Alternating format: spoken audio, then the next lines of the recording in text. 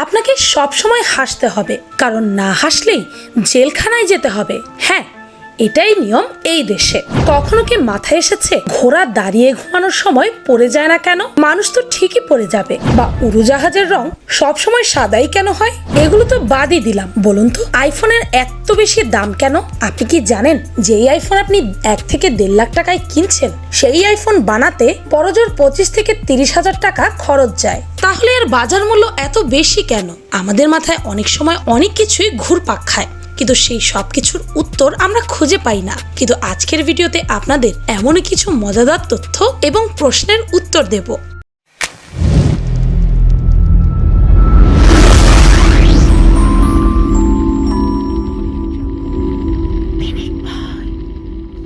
Number 1, না হাসলেই হাজত বাস। যদি এমনটা করা হতো তাহলে কেমন হতো? এডাহো দেশে পোকাটেলা শহরে মুখে হাসি না রাখা বা মুখ গম্ভীর করে রাখা একটি ক্রাইম, আর এর জন্য আপনার হাজতবাসও হতে পারে। 1948 সালে এখানকার একজন মেয়র জর্জ ফিলিপস একটি আইন পাশ করিয়েছিলেন, যেখানে বলা হয়েছিল যদি কোনো ব্যক্তি না হেসে কারো সাথে কথা বলে তাহলে তাকে যেন আইনের আওতায় নিয়ে আসা হয়। নাম্বার 2, আপনাকে যদি বলি আইফোন নাকি দুবাই, আপনার কি আইফোন 12 প্রো কেনার ইচ্ছে জাগে? যদি জেগে থাকে তাহলে এই ফ্যাক্টটি কেবল আপনারই জন্য। এই আইফোনের দাম বাংলাদেশে প্রায় 1,25,000 টাকার মতো। আপনার যদি এই বাজেট থেকে থাকে তাহলে আগেই বলে দেই, এই বাজেটে আপনি একটি OnePlus মোবাইল 8GB ভার্সন কিনতে পারবেন।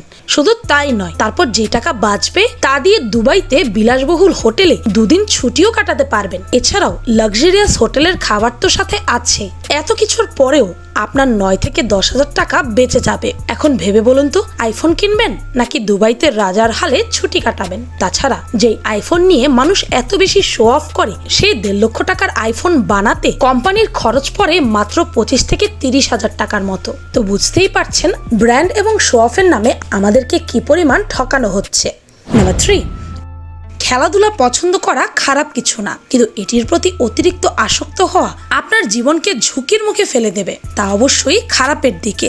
ব্রিটেনের একদল সায়েন্টিস্ট বলেছেন খেলায় গোল করার সময় উত্তেজনায় একজন দর্শকের ব্লাড প্রেশার এতটাই বেড়ে যায় যে একজন ব্যক্তির হার্ট অ্যাটাকের সম্ভাবনা অনেক বেশি বেড়ে যায়। 1998 সালে ওয়ার্ল্ড কাপ চলাকালীন সময়ে 2 দিন যাবৎ এত পরিমাণ মানুষ হার্ট অ্যাটাক করেছিল যে হাসপাতালগুলোতে লাগাতার মানুষ ভর্তি হয়ে যাচ্ছিল। নাম্বার 4, আপনি জেনে অবাক হবেন জাপানে কখনোই কোনো দোকানে ক্রেতা এবং বিক্রেতার মধ্যে কোনো পণ্য নিয়ে দর কষাকষি চোখে পড়ে না। দেশটিতে সব জায়গায় কোনো পণ্যের ওপর তার দরদাম নির্ধারিত থাকে। যেহেতু দাম নির্ধারিতই থাকে, তাই কোনো জাপানি কখনোই দামাদামি করে তাদের মূল্যবান সময় নষ্ট করে না। উপরন্তু জাপানি সংস্কৃতিতে প্রতারণা, দুর্নীতি, অসততা এবং কপটতার মতো বিষয়গুলোর কোনো স্থান নেই। তাই কোনো পণ্য কেনার পর এটি নিয়ে দ্বিতীয়বার যাচাই করার কোনো সংস্কৃতি দেখা যায় না এখানে। এমনকি কোনো পণ্য ক্রয়ের পর ক্রেতাকে বড় নোট দেওয়া হলে তিনি যেই টাকা ফেরত দেন তা কখনো গুনেও দেখেন না জাপানিরা। নাম্বার 5, জন্মিলে মরিতে হবে। এটি তো অনিবার্য সত্য, তাই মৃত্যু নিয়ে মানুষের কৌতূহলেরও শেষ নেই।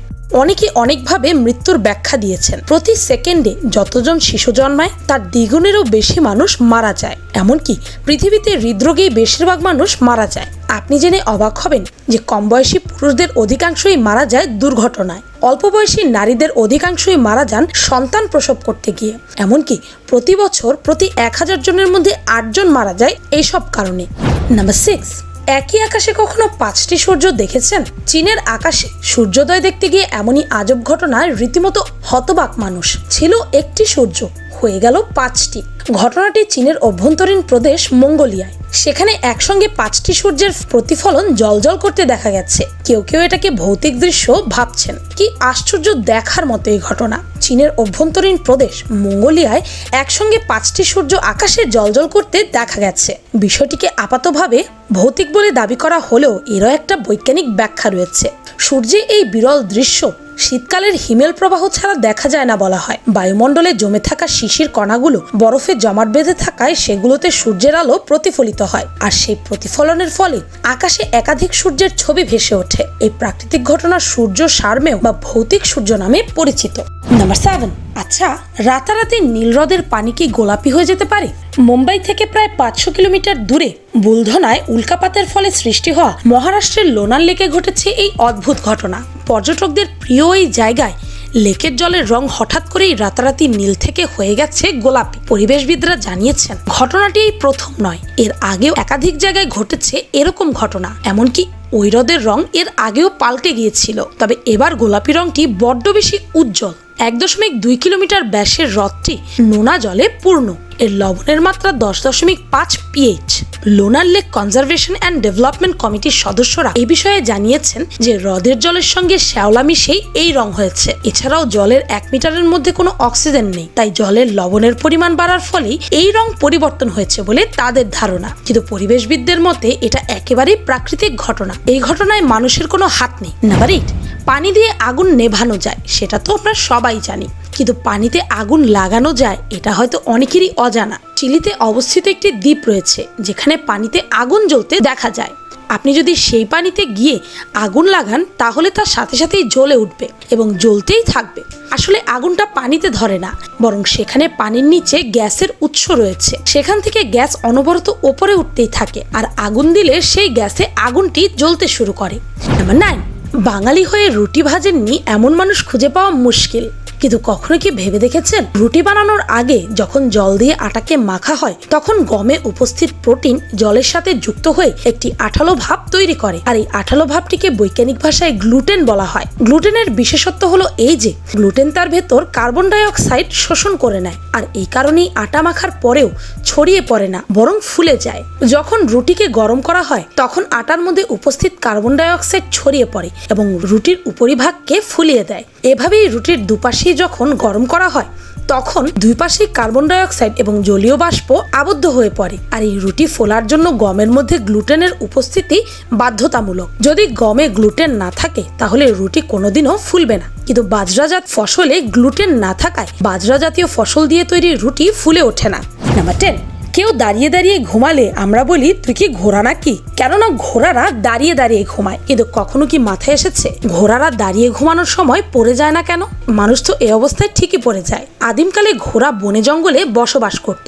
আদিমকালে ঘোড়ারা বসেই ঘুমাতো, কিন্তু তখন তাদের বাঘ বা অন্যান্য হিংস্র প্রাণীদের কাছ থেকে ছুটে পালাতে বেশি সময় লেগে যেত, যার ফলে তারা হিংস্র প্রাণীদের কবলে পড়ে যেত। এ সময় নিজের সুরক্ষার কথা মাথায় রেখে ঘোড়ারা দাঁড়িয়ে ঘুমানোর অভ্যাস শুরু করে। কালের বিবর্তনের সাথে সাথে দাঁড়িয়ে ঘুমানোর বিষয়টি তাদের সাথে অঙ্গাঙ্গিভাবে জড়িত হয়ে যায়। আর ঘোড়ার বিশেষত্ব হচ্ছে সে দিনে মাত্র 4 ঘন্টা ঘুমায়। এরকম ভাবে দাঁড়িয়ে ঘুমানোর জন্য ঘোড়ার শরীরের গঠনের পরিবর্তন হতে পারে। ঘোড়া যখন দাঁড়িয়ে ঘুমায় তখন তার শরীরে এক বিশেষ প্রকার ক্রিয়া চালিত হয়। ঘোড়ার শরীরে হাড়ের জয়েন্ট বা লিগামেন্ট গুলো একসাথে লেগে যায়, আর এর ফলেই ঘোড়া দাঁড়িয়ে ঘুমালেও পড়ে যায় না।